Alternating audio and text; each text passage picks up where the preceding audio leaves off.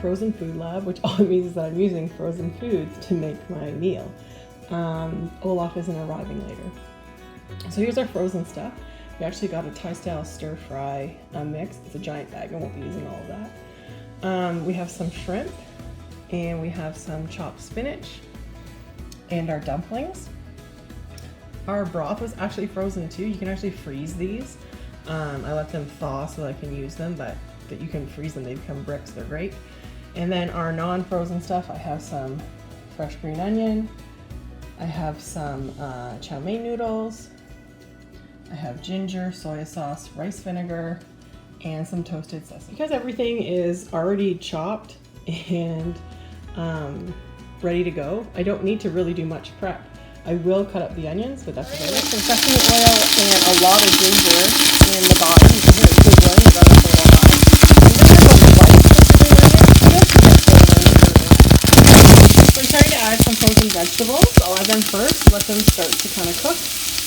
Because the shrimp is raw, it will need to cook, but we don't put it into the end because we don't want it to be too rubbery. It's actually a Thai-style vegetable mix, so it actually has onions, mushrooms, broccoli, some beans, some snap peas, peppers, carrots, even some mushrooms. You hear our vegetables sizzling, they're cooking a bit, and I'm going to start adding and building our broth. Now, you really want to use the chicken broth that is no salt because soy sauce has a lot, it's very salty, and we're going to mix that to make our Asian broth. So there we go. So we're going to use 2 of these. They were frozen, so I hope they're totally thawed. They should be. And of course your temperature is going to come down because this isn't exactly hot like the pan, but that's okay. I've got the 2 boxes in there. You can use homemade broth too, that's not a problem. I just happen to have these in the freezer and that's why I'm using them. You're going to add a touch of rice wine vinegar, and this is what makes it that like hot and sour soup. Just a little bit is all you need.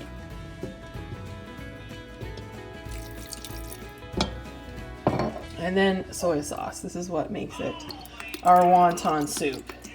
So we'll put that in there. And the chicken broth mixed with the soy sauce and the ginger is what gives this that wonton soup flavor. So you do a fair amount of soy in there. You can see that the broth is fairly dark. That's because of the soy sauce. But I'm going to add almost a full box extra of water, full of the broth box. There's going to be lots of flavors in here, so we're not watering it down at all. But just going to add that now. And when this starts to boil, we'll start adding our other frozen goodies. The broth is starting to come to heat. And with any broth, especially when you make your own, you don't want it to boil rapidly because that makes it cloudy. If you just let it simmer, you'll have a beautiful clear broth. I don't really care either way, but for this soup, but that's what the kind of rule of thumb is.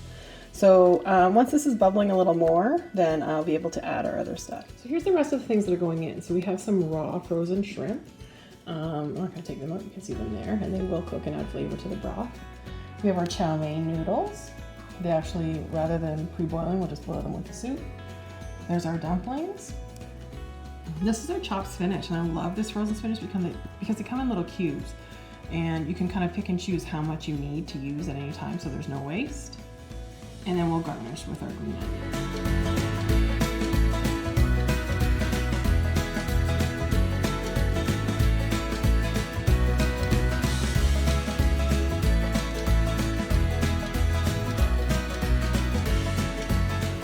Alright, so you can probably hear our soup starting to simmer.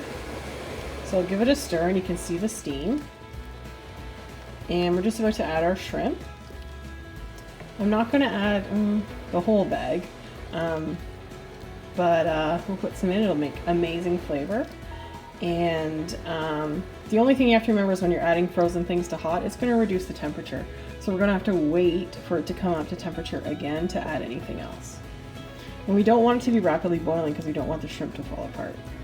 The soup is pretty fast. So our soup is boiling some more, so I'm going to add about half of this bag of shrimp. There's a lot of shrimp. And we'll stir those around. And they should cook quite nicely. You can see once I added the frozen shrimp that it stopped its bubbling again because the temperature's gone down slightly. All right, actually see the shrimp have turned pink almost instantly. They are still frozen, but they will cook very fast. The next thing I'm going to add is our chow mein noodles. Now, I've probably done something really bad and cut them up, but I don't want giant noodles in my soup. And you can see it's bubbling again, and some of the shrimp are coming to the surface. See our chow mein noodles. They'll take a little bit. They'll actually change a little bit of color once they're cooked and become a little bit almost translucent.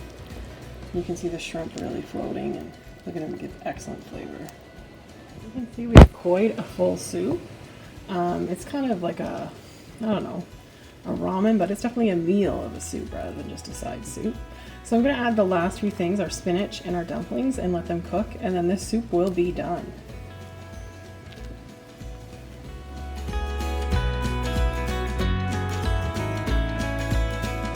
Okay, so I've added our frozen spinach and our dumplings.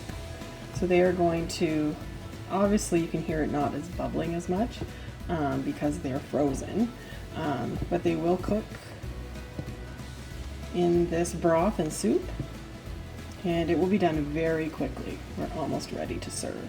It is a meal of a soup. You can see lots of stuff in there. There's our soup done. You can see the dumplings floating, the shrimp, lots of noodles. They've kind of expanded. Our vegetables, our spinach, because it was chopped, it's just going to be in little spots everywhere. Lots of vegetables.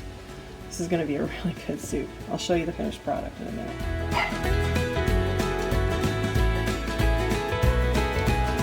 Here is our soup plated. I kind of used a spaghetti, like one of those claw things to get the noodles out, and then I put the broth over top.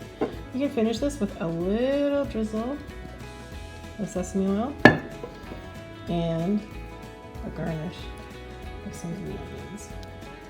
And that's the dinner.